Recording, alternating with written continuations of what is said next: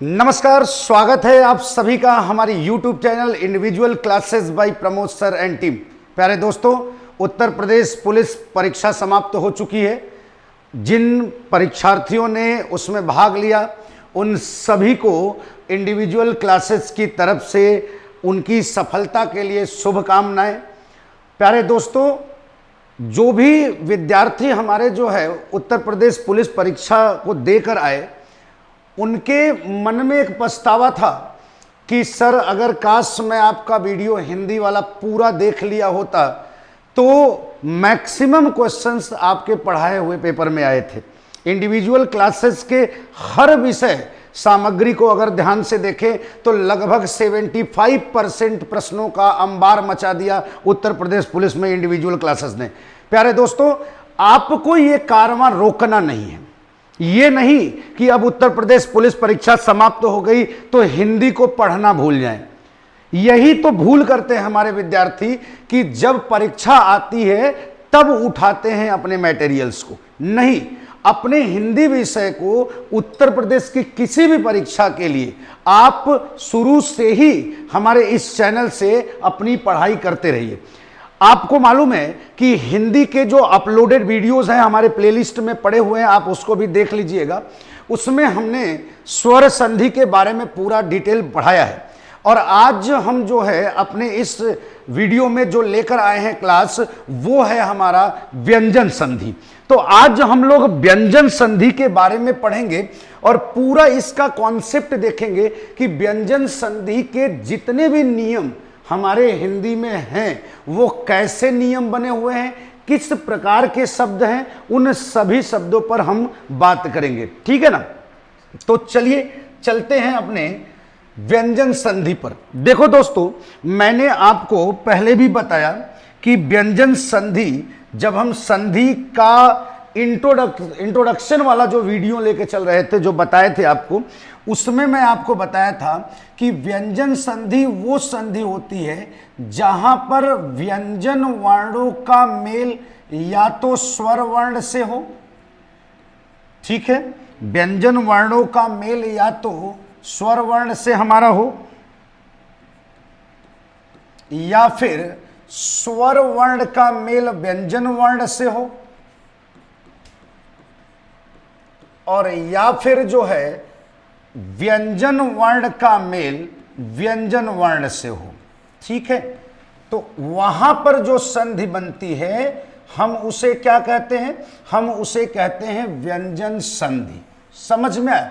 यानी एक कॉन्सेप्ट आपको याद रखना है, और वो कॉन्सेप्ट क्या है कि एक तरफ व्यंजन होना चाहिए। क्या होना चाहिए?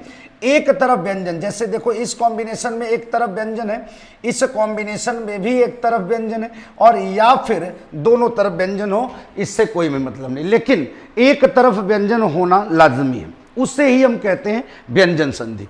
अब व्यंजन संधि जो चलती है वो नियम के अनुसार चलती है हिंदी में। ये ध्यान रखिएगा, किसके अनुसार चलती है? नियम के अनुसार। ठीक है ना? और वो नियम क्या क्या होते हैं, एक एक नियमों पर बात करूंगा। जैसे व्यंजन संधि का एक नियम इस स्पर्श व्यंजनों से बना हुआ है। ये आपको वर्णमाला में मैंने बताया था कि ये जो क से लेकर म तक के व्यंजन वर्ण हैं, इनको क्या नाम दिया जाता है? इनको नाम दिया जाता है स्पर्श व्यंजन। तो व्यंजन संधि का जो पहला नियम है वो इसी स्पर्श व्यंजनों से बना है, जो कि बना क्या है? व्यंजन में ये जो स्पर्श व्यंजन के हर वर्ग का पहला वर्ण आपको दिख रहा है, ये हर वर्ग का पहला वर्ण अपने ही तीसरे वर्ण में बदलता है। यानी क का तीसरा वर्ण क्या है? ग है। च का तीसरा वर्ण क्या है? ज है। ट का तीसरा वर्ण क्या है? ड है। त का तीसरा वर्ण क्या है? द है। और प का तीसरा वर्ण क्या है? ब है। यानी कि ये हर वर्ग का जो पहला वर्ण है ये अपने ही तीसरे वर्ण में बदलते हैं। अब ये जो पहला वर्ण है अपने तीसरे वर्ण में बदलता कब है, इसके बारे में जरा समझो कि ये आखिरकार, अगर मैं क की बात करूं तो क, च, ट, त, और ये प, यही पहला वर्ण है। और ये पहला वर्ण अपने तीसरे वर्ण में, यानी क का तीसरा क्या है, ग है। क का तीसरा क्या है, ग, यानी क किस में बदल जाता है, ग में बदल जाता है। च का तीसरा क्या है, ज है, तो ये ज में बदल जाता है। ट का तीसरा क्या है, ड है, तो ये ड में बदल जाता है। त का तीसरा क्या है, द है, तो ये द में बदल जाता है। और प का तीसरा क्या है, ब है, तो ये ब में बदल जाता है। लेकिन ये जो पहला वर्ण है ये अपने तीसरे वर्ण में बदलते कब है, कब क के जगह पर ग बन जाता है, च के जगह पर ज बन जाता है, या ट के जगह पर ड, या त के जगह पे द, या प के जगह पर ब हो जाता है। इसका कुछ तो नियम होगा ना। तो इसका नियम क्या है जरा समझो। ये जो पहला वर्ण दिख रहा है आपको स्पर्श व्यंजन का, अगर इस पहले वर्ण का मेल किसी भी तीसरे या चौथे व्यंजन वर्ण से हो जाए, यानी इनका मेल किससे हो जाए, ये जो पहला वर्ण है इनका मेल किसी भी तीसरे या चौथे वर्ण से हो जाए। ऐसा जरूरी नहीं कि अपने ही तीसरे चौथे से, किसी से भी तीसरे या चौथे व्यंजन वर्ण से हो जाए, या फिर किसी भी स्वर से हो जाए, और या फिर जो है य र ल व से हो जाए। अगर इनमें से किसी से भी इस पहले वर्ण का मेल होता है, ठीक है ना, किसी से भी, तो इसका मतलब यह है कि ये पहला वर्ण अपने ही तीसरे वर्ण में बदल जाता है। यही नियम है व्यंजन संधि का पहला नियम। ठीक, अब जरा उदाहरण से समझने का प्रयास करते हैं कि ये पहला नियम जो है इससे शब्द बनते कैसे हैं संधि करके। जैसे हमने एक शब्द दे दिया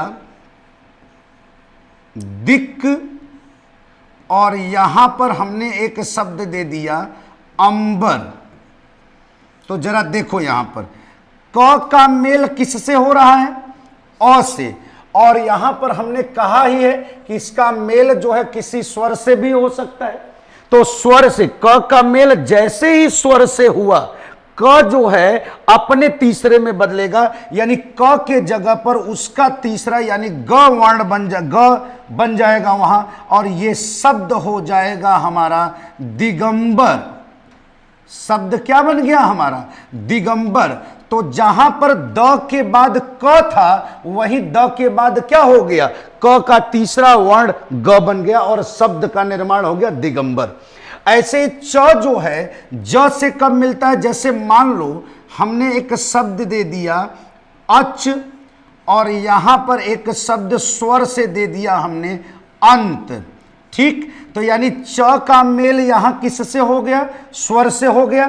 तो च जो है अपने तीसरे में बदलेगा और उसका तीसरा है ज, तो इस च के जगह पर अब ज आ जाएगा और यहां पर हमारा शब्द बनेगा क्या, अजंत।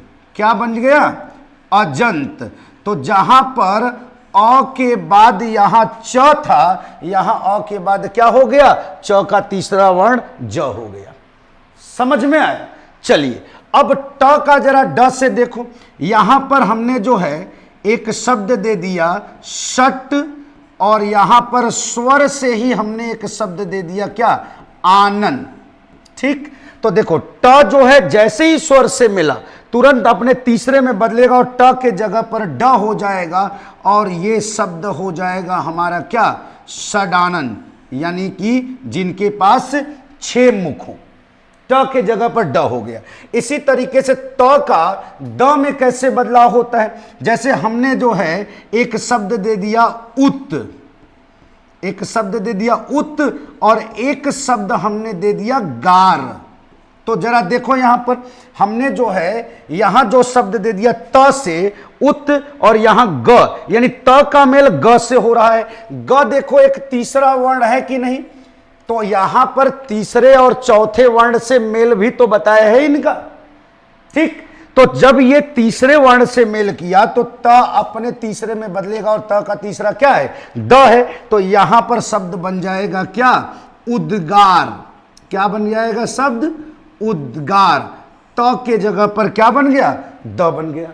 इसी तरीके से यहां प का ब में जो मिलना है, हमने जैसे एक शब्द दे दिया नप और यहां एक तीसरा वर्ण दे दिया हमने ज।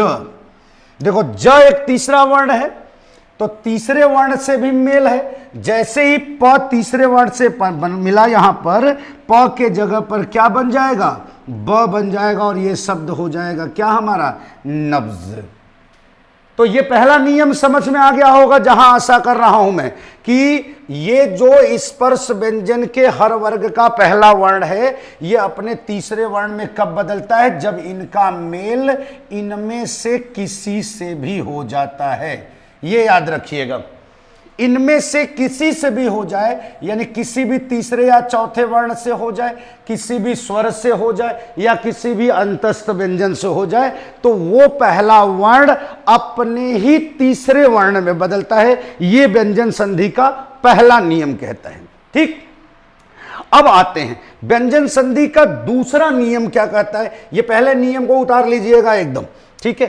दूसरा नियम व्यंजन संधि का कहता है कि ये जो स्पर्श व्यंजन के हर वर्ग का पहला वर्ण दिख रहा है, ये पहला वर्ण अपने ही पांचवें वर्ण में भी बदलता है। यानी क जो है अंग में, च जो है यहां इ में, ट जो है यहां अण में, त जो है वो न में, प जो है वो ब में, ये अपने जो है पांचवें वर्ण में भी बदलते हैं। तो ये स्पर्श व्यंजन के हर वर्ग का पहला वर्ण अपने पांचवें वर्ण में कब बदलता है, इसका क्या नियम है जरा समझना। जब इस पहले वर्ण का मेल, जब इस पहले वर्ण का मेल, यानी कि नया पेज ले लेता हूं, ठीक है, ठीक है। ये जो पहला वर्ण है क, च, ट,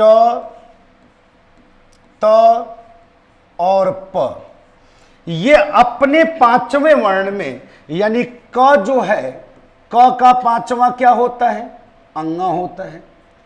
च का पांचवा क्या होता है, इय होता है। ट का पांचवा क्या होता है, अण होता है। त का पांचवा क्या होता है, न होता है। प का पांचवा क्या होता है, म होता है। तो ये अपने पांचवें वर्ण में बदलते कब है। आखिरकार इस पहले वर्ण का मेल किसी से तो होता होगा जिससे ये अपने पांचवें में बदलते हैं। तो अगर स्पर्श व्यंजन के हर वर्ग का ये पहला वर्ण कभी भी अगर न या म वर्ण से मेल कर रहा होता है, अगर मान लो कि इस पहले वर्ण का मेल न या म वर्ण से हो जाए, तो वो स्पर्श व्यंजन का पहला वर्ण अपने ही पांचवें वर्ण में बदल जाता है। ये व्यंजन संधि का दूसरा नियम कह रहा है। ये ग्राफिक्स से याद रखना, कभी जीवन में नहीं भूलेगे संधि, याद रखना। ये टेक्निकल हिंदी कहीं मिलेगा नहीं आपको, बस तल्लीनता के साथ इस चैनल से पढ़ाई करो, ठीक है। चलो अब देखो जरा सूत्र उदाहरण से इसको समझते हैं।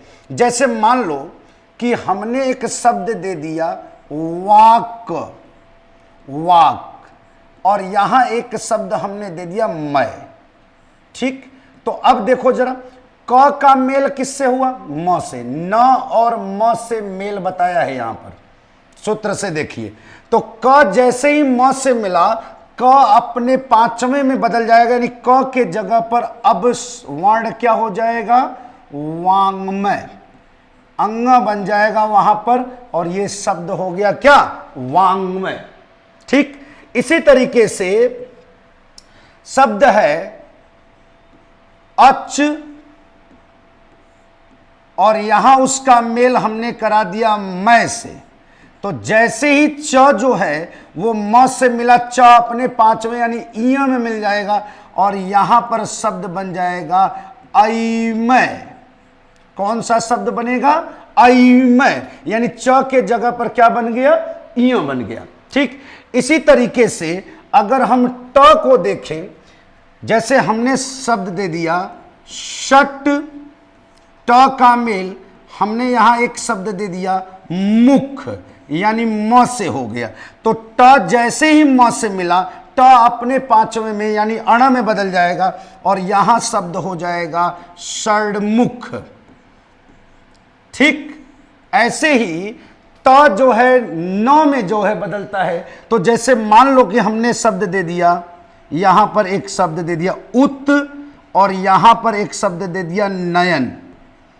ठीक, अब देखो जरा, त जो है यहां न से मिला, न या म से मेल यहां पर है, बताया हूं यहां पर न और म से किसी से भी मिल सकता है। तो जैसे ही त जो है न से मिला, त अपने पांचवें में बदलेगा और इसका पांचवा भी क्या है, न ही है। तो यहां एक न का निर्माण हो जाएगा और यह शब्द बन जाएगा उन्नयन। ठीक, उन्नयन हो गया। ठीक, इसी तरीके से प जो है वो म में यानी पांचवें में बदलता है। जैसे हमने एक शब्द दे दिया अप और यहां एक शब्द दे दिया म से हमने मां। तो जैसे ही प जो है वो म से मिला, प अपने पांचवें में बदलेगा और उसका पांचवा भी म है। तो प के जगह एक और म वर्ण आ जाएगा और ये शब्द बन जाएगा अम्मा। बात समझ में आए? तो बड़े आराम से हम जो है व्यंजन संधि का दूसरा नियम भी समझ गए। ये सूत्र याद रखना, बस ये ग्राफिक्स से याद रखना। अपने आप कोई शब्द आएगा तो आप समझ लोगे वहां पर कौन सी संधि है या उसका क्या संधि विच्छेद है। ठीक, चलिए व्यंजन संधि के तीसरे नियम पर चलता हूं। व्यंजन संधि का तीसरा नियम क्या कहता है, इसके बारे में बात कर रहा हूं। देखो, व्यंजन संधि में सबसे ज्यादा नियम अगर किसी वर्ण से बना है तो वो है त वर्ण। सबसे ज्यादा नियम कौन सा वर्ण है, त। अब ये त वर्ण व्यंजनों में कई व्यंजनों से मेल करता है और जब वो व्यंजनों से मेल करता है तो किसमें बदलता है उसका नियम जरा देखो। जैसे अगर मान लो कि त वर्ण का मेल च और छ वर्ण से हो जाए, त का मेल किससे हो जाए, या तो च से हो जाए या फिर छ से हो जाए। ठीक है, तो जैसे ही त का मेल या तो च से हुआ या तो छ से हुआ तो त वर्ण जो है पहले वर्ण में यानी च वर्ण में बदल जाएगा। किस में बदलेगा, त का मेल च से हुआ या छ से हुआ तो त जो है किस में बदलेगा, च में। च से होगा तब भी च में बदलेगा और छ से होगा तब भी च में बदलेगा। जैसे शब्द हमने दिया उदाहरण से, यहां पर उत धन, यहां पर लिखा हमने चारण। ठीक, तो देखो त का मेल यहां किससे हुआ, च से हुआ। तो जैसे ही च से हुआ त जो है च में बदलेगा, एक च यहां आ जाएगा और ये शब्द हो जाएगा हमारा क्या, उच्चारण। ठीक, त के जगह पर च बन गया। इसी तरीके से अगर देखा जाए, शब्द दे दिया हमने उत और यहां छ से हमने शब्द दे दिया छंद। ठीक, तो जैसे ही त का मेल छ से हुआ तुरंत त जो है च में बदलेगा और ये शब्द बन जाएगा क्या, उच्छंद। तो कितने आराम से समझ में आ गया। त जो है वो च में कब बदलता है, कहीं भी बीच में अगर च दिखाई दे तो इसका मतलब त जो है वो च में बदला है। ठीक, आगे आते हैं। व्यंजन संधि का चौथा नियम बात करूंगा। ये जो त वर्ण है, अगर इस त वर्ण का मेल ज या झ वर्ण से हो जाए, ठीक, या तो ज से हो जाए या फिर झ से हो जाए, तो जैसे ही त का मेल दोनों में से किसी में होता है, ये त जो है पहले वाले वर्ण यानी कि ज में बदल जाता है। किस में बदल जाता है, ज में। ठीक, जैसे हमने शब्द ले लिया उदाहरण से, एक शब्द ले लिया सत और यहां एक शब्द ले लिया हमने क्या, जन। तो त का मेल किससे हुआ, ज से हुआ और जैसे ही ज से हुआ यहां शब्द बन गया क्या, सज्जन। कौन सा शब्द बन गया, सज्जन। ठीक, इसी तरीके से हमने एक शब्द ले लिया मत और यहां झ से एक शब्द हमने ले लिया झन। तो शब्द क्या बन गया? मज्झन, यानी कि त के जगह पर क्या आ गया? ज आ गया।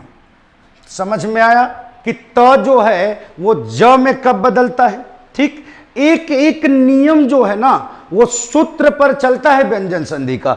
और ये ग्राफ अगर आपको याद हो गया, ये जो बॉक्स में बना रहा हूं, ये अगर याद हो गया तो आपको व्यंजन संधि में कोई भी समस्या नहीं आएगी। ठीक, अगला चलते हैं, व्यंजन संधि का 5वां नियम। अगर जो है त वर्ण का मेल ट या ठ वर्ण से हो जाए, दोनों में से किसी से भी हो जाए, तो फिर ये त वर्ण जो है किस में बदलता है? पहले वाले में, यानी ट में बदल जाएगा। ट से मेल होगा तब भी ट में बदलेगा, और ठ से मेल होगा तब भी जो है वो किस में बदलेगा? ट में ही बदलेगा। ठीक, जैसे देखो यहां पर, जैसे हमने जो है शब्द दे दिया वृहत, और यहां पर हमने इसका मेल किया किससे? टीका। यहां देखो त का मेल हमने किससे किया? त का मेल हमने ट से किया, तो त जो है ट में बदलेगा और ये शब्द बन जाएगा क्या? वृहत टीका। क्या बन जाएगा? वृहत टीका। ये शब्द बन गया वृहत टीका। ठीक, इसी तरीके से हमने शब्द दे दिया अत, और यहां शब्द दे दिया हमने 18, तो यहां पर त जो है वो किससे मिल गया? ठ से मिल गया, तो त जो है ट में बदलेगा और ये शब्द बन जाएगा क्या? 18। क्या बन जाएगा? 18। तो ये भी समझ में आ गया कि त वर्ण जो है वो ट में कब बदलता है। ठीक, इसी तरीके से व्यंजन संधि के 6वें नियम पर चलते हैं और इस पर बात करता हूं।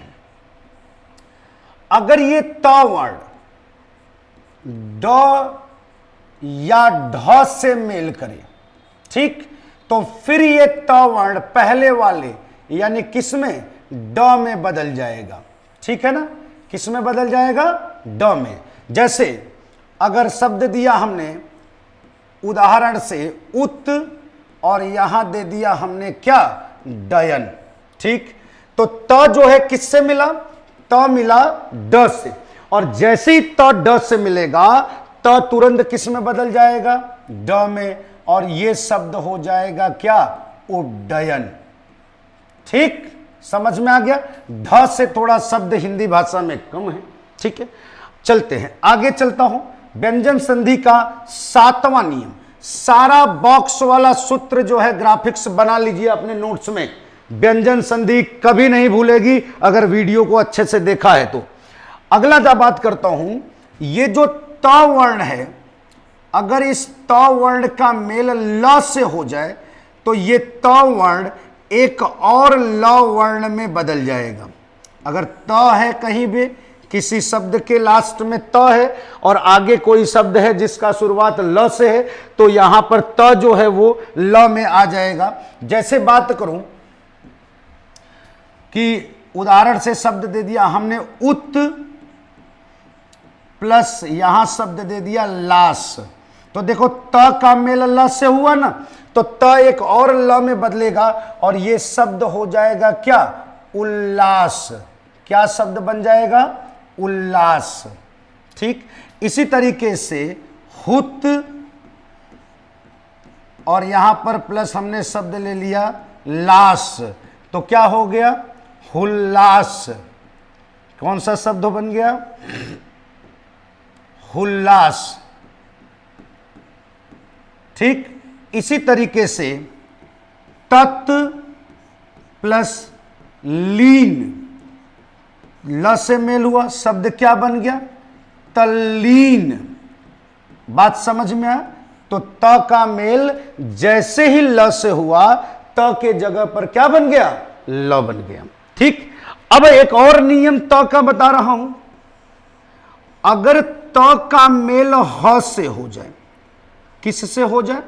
त का मेल ह से, तो देखो वहां पर त जो है वो द में और ये ह जो है वो ध में बदलता है, यानी दोनों बदलते हैं। याद रखिएगा। त भी बदलता है किसमें? द में, और ह भी बदलता है किसमें? ध में। ठीक है, जैसे उत प्लस हार, तो देखो त का मेल यहां ह से हुआ, ठीक है ना, तो त किस में बदलेगा? द में, तो ये शब्द हो जाएगा उद, और यहां पर ध में बदल जाएगा हमारा ह, और ये शब्द हो जाएगा क्या? उद्धार। समझ में आया? तो ये हमारा नियम त से संबंधित रहा, जो नियम हमने आपको व्यंजन संधि का बताया। व्यंजन संधि के 9वें नियम पर चलता हूं। 9वां नियम क्या कहता है व्यंजन संधि का, जरा इस पर बात कर लो। देखो, अगर जो है म वर्ण का मेल, एक नियम म वर्ण से बना हुआ है, इस पर बात करना। अगर म वर्ण का मेल क से लेकर ह तक किसी भी वर्ण से हो जाए, सिर्फ किसको छोड़कर? म को छोड़कर। यह ध्यान रखिएगा, अगर म को छोड़कर क का मेल, म का मेल क से लेकर ह तक किसी भी वर्ण से हो जाता है, तो वहां पर म जो है वो किस में बदल जाता है? वहां पर म अनुस्वार अंग में बदल जाता है। किस में बदल जाता है बच्चा? अनुस्वार अंग में बदल जाता है। ठीक है ना? अब देखो, अब इस म वर्ण का मेल क से लेकर ह तक किसी भी वर्ण से करना है, बस किससे नहीं होना चाहिए? म से नहीं होना चाहिए। तो जो म है वो किस में बदल जाएगा? वो अनुस्वार में बदल जाएगा। जैसे हमने शब्द दे दिया सम, और शब्द दे दिया यहां पर प्लस कट। म का मेल क से हुआ, तो तुरंत म यहां से हटेगा और ऊपर अनुस्वार के रूप में बनेगा, और यह शब्द हो जाएगा क्या? संकट। ठीक, इसी तरीके से सम प्लस गठन, तो म यहां हटेगा और तुरंत ऊपर अनुस्वार बन जाएगा संगठन। देखो, म हट के ऊपर बिंदु लग जा रहा है अनुस्वार वाला। इसी तरीके से सम प्लस घनन, तो तुरंत म हटेगा और ऊपर अनुस्वार बन जाएगा संघनन। इसी तरीके से सम प्लस चर, तो सम प्लस चय, तो यहां तुरंत म हटेगा और ऊपर अनुस्वार बन जाएगा, और यह हो जाएगा क्या? संचय। इसी तरीके से सम म का मेल यहां स से करा दिया, सार, तो शब्द बन गया क्या? संसार। समझ में आया? इसी तरीके से सम प्लस म का मेल भ से करा दिया, भोग, तो शब्द बन गया, ऊपर अनुस्वार बन गया म, और ये शब्द बन गया क्या? संभोग। तो इस तरीके से आप देख रहे हो कि म का मेल, यहां देख लो, म का मेल हो किससे रहा है? म का मेल यहां पर म से नहीं हो रहा है, बाकी किसी भी व्यंजन वर्ण से हो जाए, है ना। तो म का मेल जैसे ही किसी भी व्यंजन वर्ण से हो रहा है, म वहां पर हट रहा है और तुरंत ऊपर क्या बन जा रहा है? अनुस्वार बन जा रहा है। बात समझ में? ये म से संबंधित नियम है। ठीक, अब देखो, हमने म का मेल क से लेकर ह तक किसी से भी कराया, तो वहां पर विकार क्या उत्पन्न हुआ? वहां पर म अनुस्वार में बदला ना। इसी तरीके से हमने एक को छोड़ा है, क्या? कि अगर म का मेल म से ही हो जाए तब। तो अगर देखो, यहां पर 10वां नियम बात कर रहा हूं कि अगर म का मेल म से ही अगर हो जाए, तो वहां पर क्या परिवर्तन आता है? वहां कोई परिवर्तन नहीं आता, सिर्फ ये जो पहला वाला म है ये अर्ध व्यंजन में बदल जाता है, बस। यानी परिवर्तन कुछ भी नहीं आता, कोई भी दूसरा वर्ण नहीं बनता, जो पहला म है बस वह अर्ध व्यंजन में हो जाता है। जैसे यहां पर शब्द हमने दिया सम प्लस म से ही मेल कराया मुख, तो शब्द क्या आ गया, पहला वाला म बस आधा हो गया, सम्मुख। ठीक है, इसी तरीके से सम और म से ही मेल कराया मान, तो शब्द क्या बन गया, सम्मान। पहला वाला म बस वो क्या हो गया, अर्ध व्यंजन में बन गया। बात समझ में आया? तो आशा करता हूं प्यारे दोस्तों कि व्यंजन संधि के ये 10 सेलेक्टेड नियम मैंने आपको बताया, इसका स्क्रीनशॉट ले लीजिएगा, नोट से इसको जरूर बनाइएगा। जितने भी हमने ग्राफिक्स यहां पर खींचा, आपको जितने भी सूत्र हमने आपको बताया, एक बहुत ही शॉर्ट ट्रिक में बता दिया कि कहां पर कौन सा व्यंजन वर्ण किससे मेल करता है तो कौन सा विकार उत्पन्न होता है। बहुत आसानी से एक छोटे से वीडियो में हमने पूरी व्यंजन संधि के उन सभी इंपॉर्टेंट जो है नियमों को आपको समझाया। अगर आपको कोई भी प्रश्न पूछना है तो कमेंट बॉक्स हमारा खुला है, उस कमेंट बॉक्स में लिखिएगा। आप कोई भी प्रश्न पूछना होगा उसमें पूछिएगा। हमारी पूरी टीम आपके हर एक कमेंट को पढ़ती है और पूरी तरीके से मैं आपको बताऊं आह्लादित हो गई है हमारी टीम आपके कमेंट्स को पढ़ के।